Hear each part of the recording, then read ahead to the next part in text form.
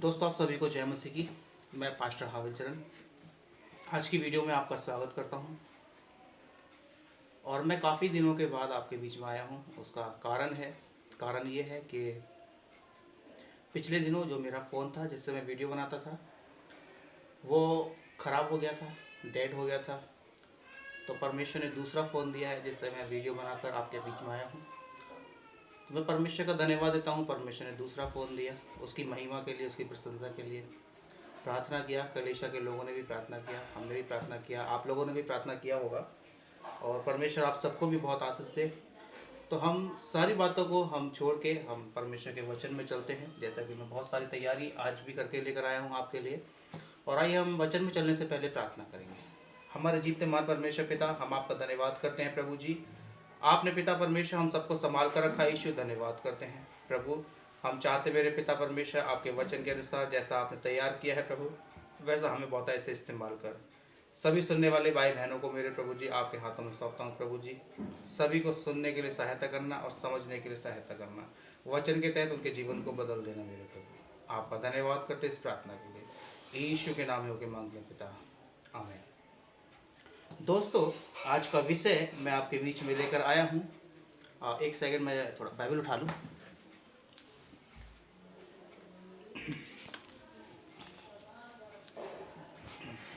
माफ़ कीजिएगा। हाँ, मैं आज का विषय आपके बीच में लेकर आया हूँ और ध्यान से सुनने की और समझने की ज़रूरत है। विषय पहचाने आप कौन हैं। ध्यान से सुनिएगा, फिर से सुन लीजिएगा। लिखा है पहचाने आप कौन हैं।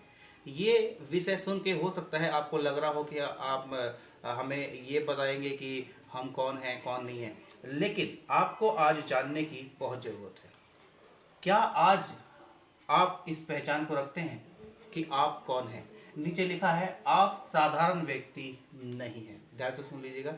लिखा है आप साधारण व्यक्ति नहीं हैं। आप जाति हैं, अनजाति हैं, आप मसीह में हैं, गैर मसीह मुझे सुन रहे हैं, जो भी मुझे सुन रहे हैं, आप सबसे एक प्रश्न, एक सवाल, क्या आप अपने आप को पहचानते हैं। पहचाने आप कौन हैं। ध्यान से सुन लीजिएगा। आप साधारण व्यक्ति नहीं हैं। कब। ध्यान से सुन लीजिएगा। कब। ये पूरी बातें जब आपके बीच में रखेंगे तो आपको समझ में आएगा। यहाँ पर लिखा है पहला व्यक्ति और दूसरा व्यक्ति। ध्यान से सुनिएगा, पहला दूसरा अंतर दिखाया है यहाँ पर दो व्यक्तियों के बीच में। पहला है, लिखा पहले आप साधारण थे क्यों। लिखा है पहले आप साधारण थे क्यों। मैंने लिखा पहले पहचाने आप कौन हैं, फिर लिखा आप साधारण व्यक्ति नहीं हैं। कब। वो आपको पता चलेगा जब ये सारी बातें, पूरी बातें शुरू से लेकर एंड तक बातें सुनेंगे, तब आपको मालूम चलेगा कि आप साधारण व्यक्ति क्यों नहीं हैं, कब नहीं हैं। लिखा है पहला, पहले आप साधारण नहीं थे।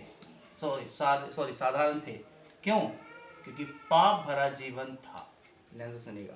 पहले आप साधारण थे क्यों, क्योंकि आपका पाप भरा जीवन था, आपके जीवन में पाप था। जैसा लिखा है वचन संहिता 119 अध्याय उसका 25 पद मैं आपके लिए पढ़ता हूं। लिखा है मैं धूल में पड़ा हूं। लिखा है मैं धूल में पड़ा हूं, धूल में पड़ा हूं। आपका जीवन एक ऐसा जीवन है, लिखता है पाप भरा जीवन। आपका जीवन पाप भरा जीवन है। यहाँ राजा दाऊद कहता है मैं धूल में पड़ा हूं, और फिर आगे कहता है तू अपने वचन के अनुसार मुझे जिला। अभी जो वचन मैं आपके बीच में रखने जा रहा हूं, ये सारी बातें ध्यान से सुनिएगा, पाप से छुटकारा देने के लिए है।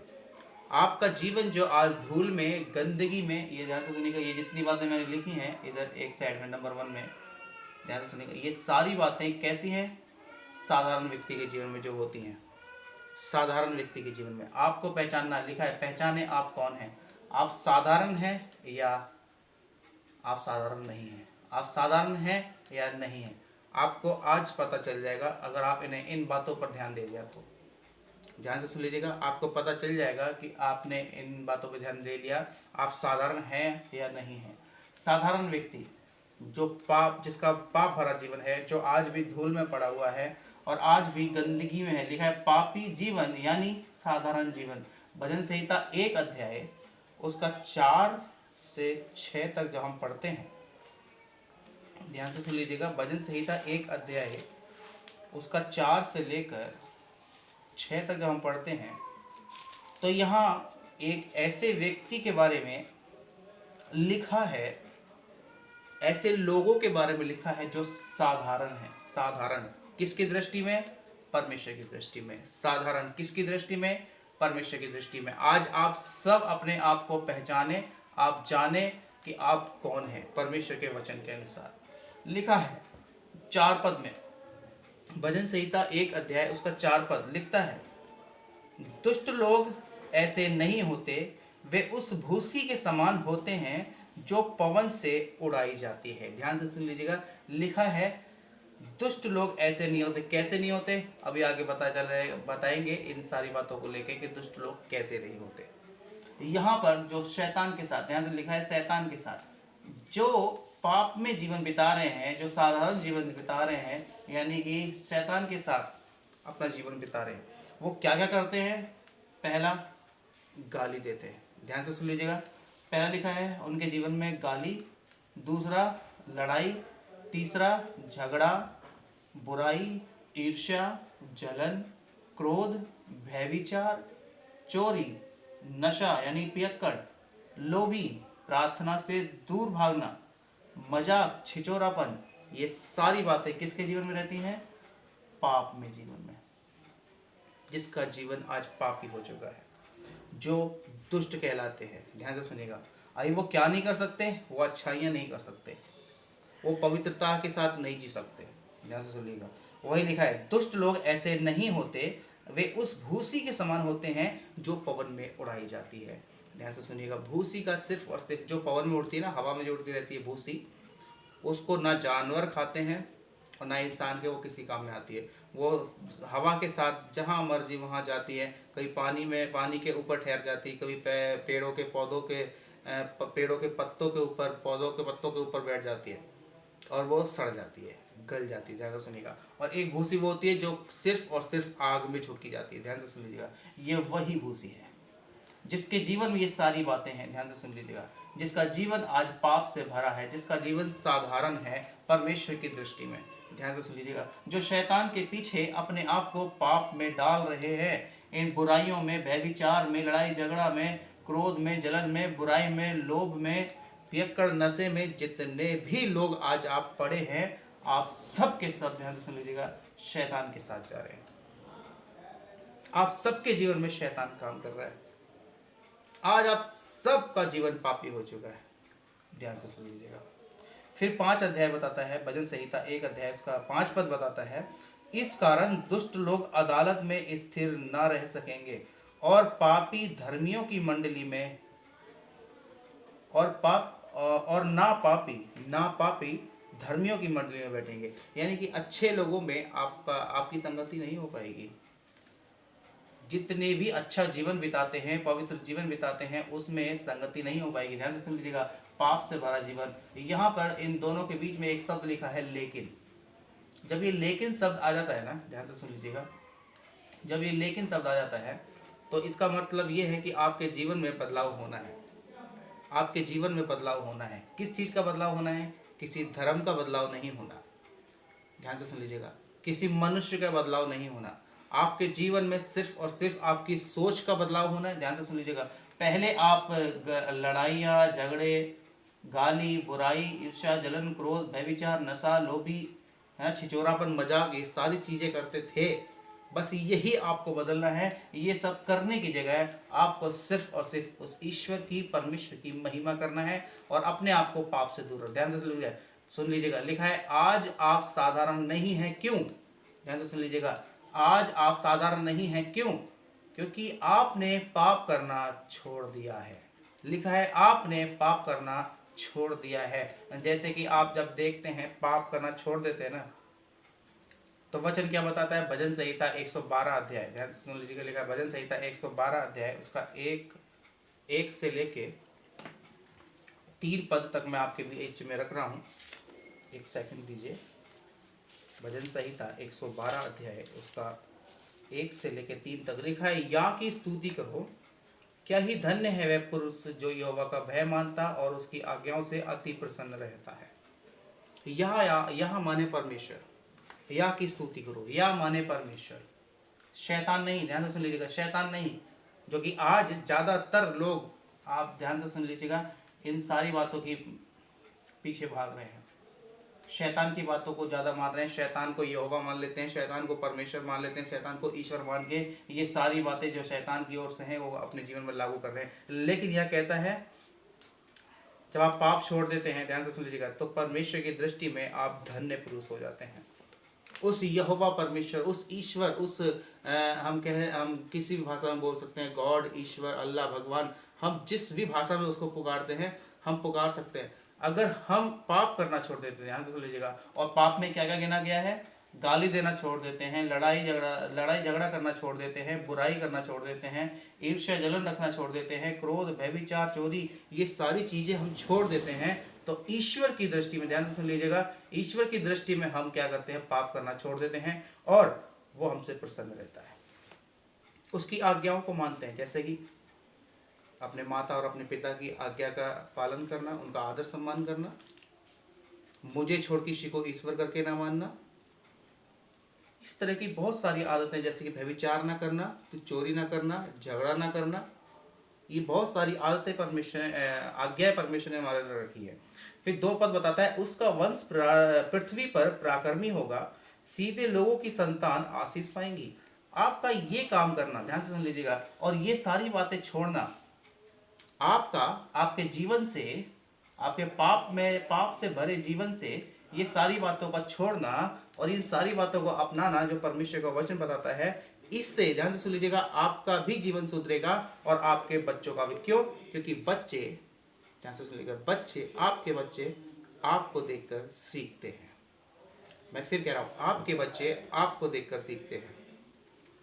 आप घर में गाली का माहौल रखेंगे तो बच्चे भी गाली ही देंगे।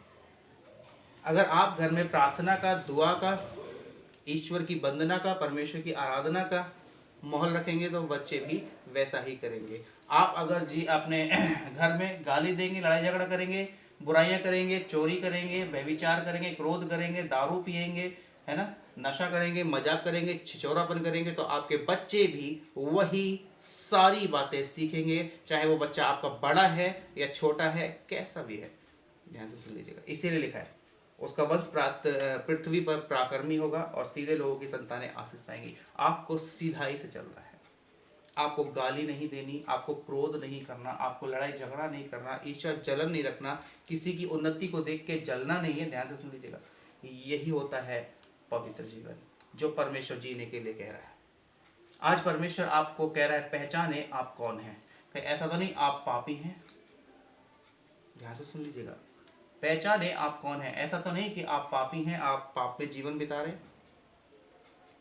आपको परखना होगा, आपको अपने आप को परखना होगा, आपको अपने आप को जांचना होगा कि ऐसा तो नहीं, यहाँ कौन की जगह पापी आ गया।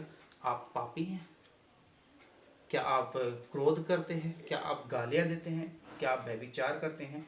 आप जो भी काम करेंगे, ध्यान से सुन लीजिएगा, आप जैसा भी करेंगे, आपके बच्चे, आपकी पत्नी, आपके घर वाले, आपके छोटे भाई बहन, ध्यान से सुन लीजिएगा, वही सीखेंगे जो आप करेंगे। तो वचन कहता है, आज आप साधारण नहीं हैं। क्यों? क्योंकि आपने पाप करना छोड़ दिया।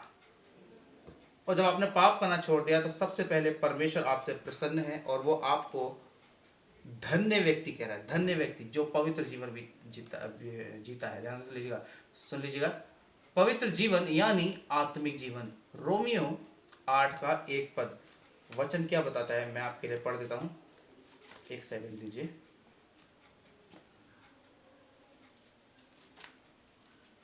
अतः अब जो मसीह यीशु में है उन पर दंड की आज्ञा नहीं। लिखता है, अतः अब जो मसीह यीशु में है उन पर दंड की आज्ञा नहीं। क्यों?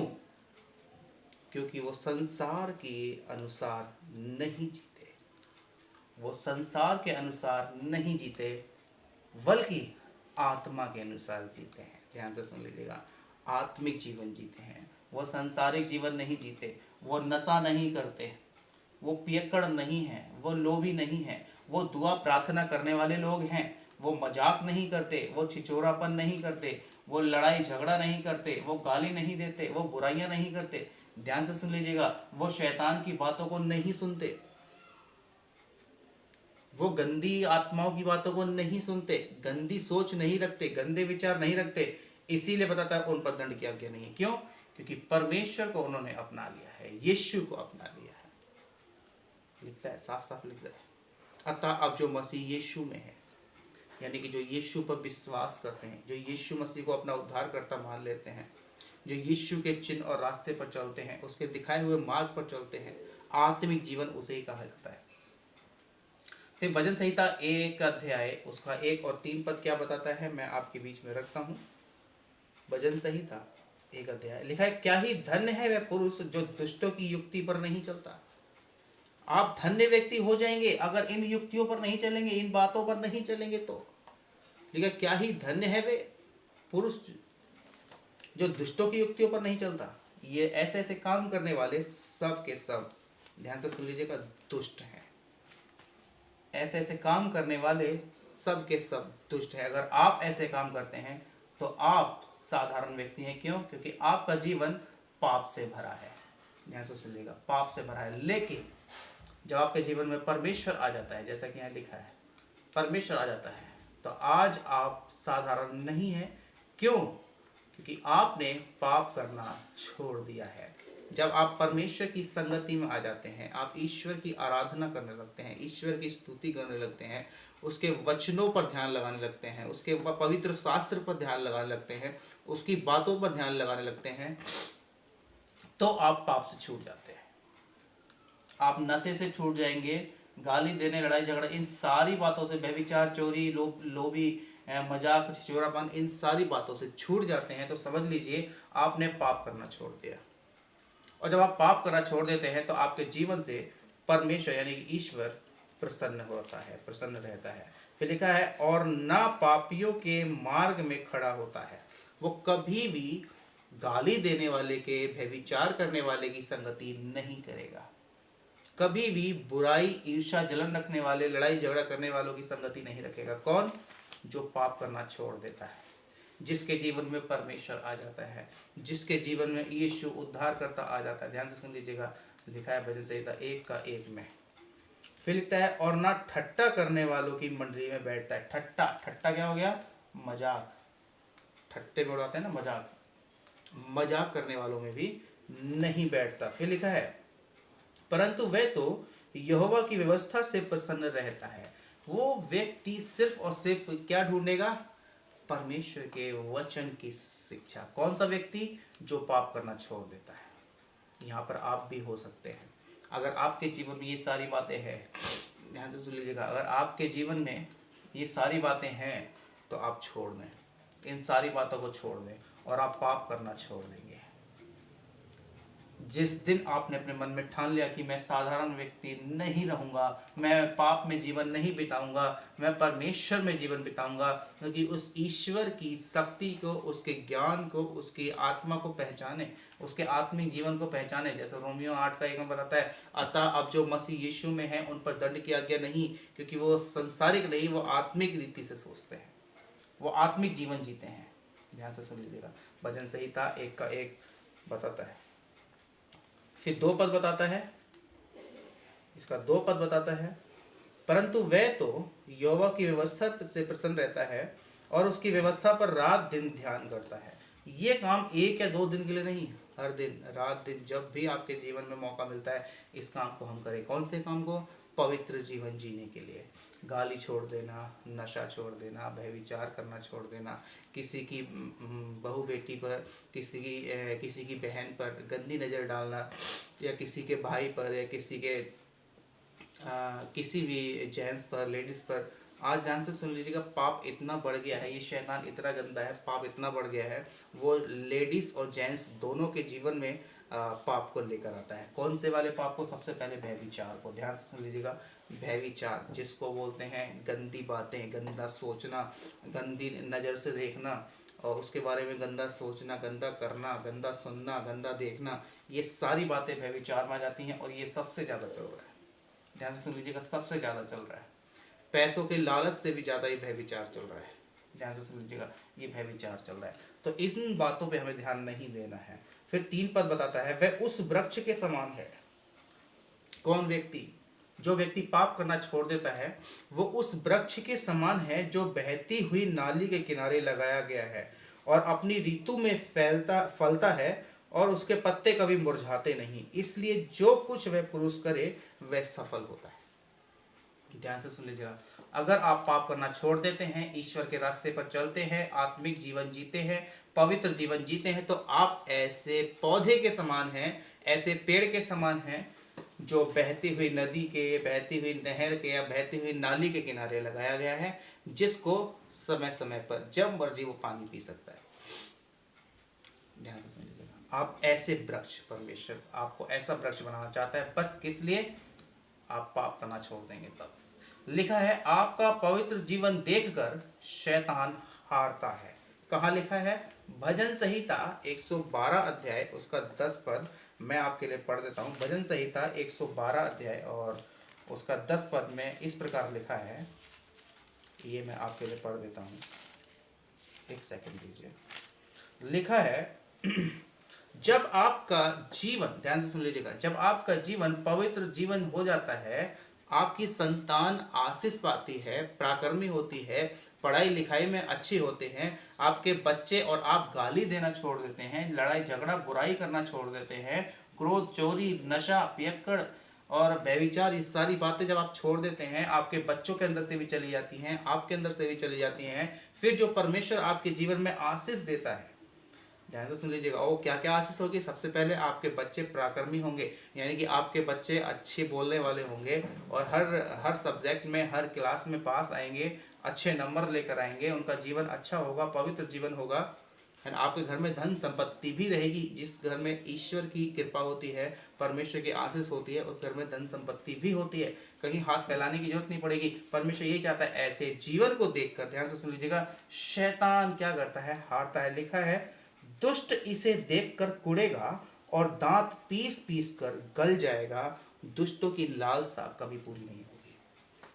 लिखा है, दुष्टों की लालसा कभी पूरी नहीं होगी। वो आपको देखकर कुढ़ेगा और दांत पीस पीस कर गल जाएगा। ध्यान से सुन लीजिएगा, आपका पवित्र जीवन देखकर शैतान हारता है। लिखा है भजन संहिता 112 अध्याय उसका 10 पद में, दुष्ट इसे देखकर कुढ़ेगा, वह दांत पीस पीस कर गल जाएगा, दुष्टों की लालसा पूरी नहीं होगी। कब? जब आप पवित्र जीवन जिएंगे, आप परमेश्वर के रास्ते पर चलेंगे, यीशु पर विश्वास करेंगे, यीशु को अपने जीवन में लेकर आएंगे, आप साधारण व्यक्ति नहीं रहेंगे। ध्यान से सुन लीजिएगा, आप परमेश्वर की दृष्टि में आप पवित्र जीवन जीने वाले, आत्मिक जीवन जीने वाले एक योद्धा बन जाएंगे, एक अच्छा व्यक्ति, एक परमेश्वर को जिसको परमेश्वर कहता है धन्य है वे व्यक्ति, आपको धन्य परमेश्वर बनाना चाहता है। तो इन बातों को ध्यान रखिए। आपको पहचानना है कि आप कौन है। लिखा है, पहचाने आप कौन है। आज आप पाप भरा जीवन बिता रहे हैं या आप पाप से छूट गए हैं, आपको पहचानना है। ध्यान से सुन लीजिएगा, आप पाप भरा जीवन बिता रहे हैं या पाप से छूट गए हैं, आपको पहचानना पड़ेगा। आप परमेश्वर के, आप शैतान के साथ हैं या परमेश्वर के साथ हैं। ध्यान से सुन लीजिएगा, आप शैतान के साथ हैं या परमेश्वर के साथ हैं, आपको अपने आप को पहचानना है। पहचान के इन सारी बातों को अपने अंदर से निकाल दीजिए। मैं आपके लिए फिर से एक बार पढ़ देता हूँ। गाली देना, लड़ाई झगड़ा करना, बुराई करना, ईर्ष्या जलन रखना, क्रोध करना, व्यभिचार करना, चोरी करना, नशा पियक्कड़ बन जाना, लोभी यानी लालच करना, प्रार्थना से दूर रहना, मजाक करना, छिचोरापन करना, ये सारी बातें आप अपने अंदर से छोड़ दीजिए। आप जितना हो सकता है आप प्रार्थना में लगे रहें, आप दुआ में लगे रहें, ईश्वर से वंदना में लगे रहें, उसकी स्तुति आराधना करने में लगे रहें, क्योंकि जो उससे प्रेम करता है और पाप करना छोड़ देता है, परमेश्वर की दृष्टि में वे धन्य है। ध्यान से सुन लीजिएगा, अगर आप परमेश्वर की दृष्टि में धन्य होना चाहते हैं और यहाँ पर पवित्र जीवन अपना जीवन बिताना चाहते हैं, ध्यान से सुन लीजिएगा, तो आपको सिर्फ और सिर्फ क्या करना है? पाप करना छोड़ देना है।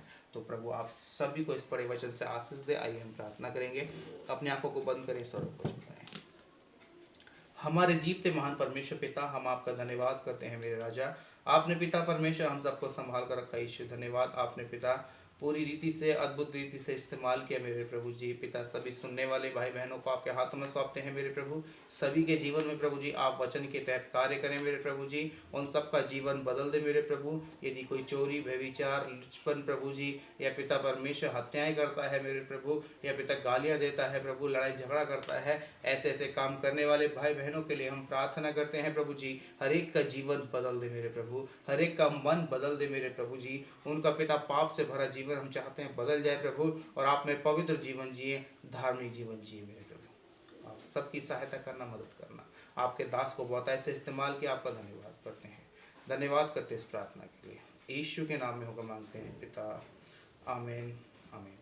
तो दोस्तों, मैं लगभग 1 से 1.5 महीने के बाद आपके बीच में आया हूँ, और अब से मैं हर दिन आता रहूँगा, क्योंकि परमेश्वर ने नया फ़ोन दिया है।